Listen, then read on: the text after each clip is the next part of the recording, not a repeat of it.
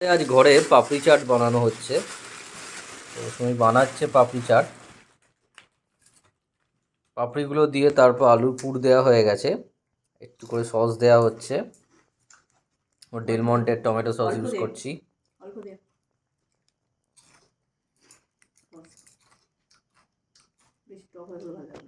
Already আমি মিশিয়ে দিয়েছি। সস দেওয়া হচ্ছে।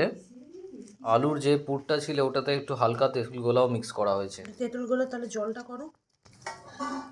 প্রত্যেকটা পাপড়ির ওপর আলুর পুর আর সস দেওয়া হয়ে গেছে। এবার দই দেওয়া হচ্ছে।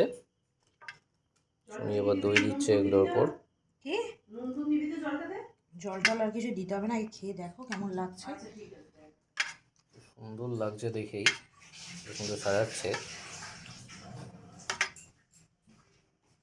সেওটা দাও।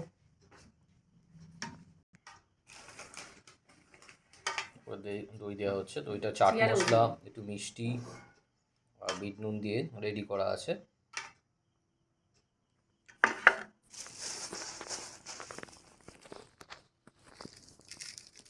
সেও দেওয়া হচ্ছে। এই ওই হাতে দিচ্ছি, সেটা নিয়ে যাবে না থাকলে। সেওটা দেওয়া হচ্ছে। সারাদিন খুব সুন্দর দেখতে লাগছে।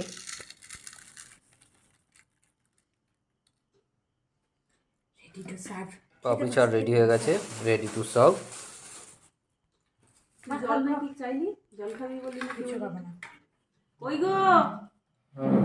Thank you for watching. দেখতে থাকো, আমরাও খাই। Tata, bye by.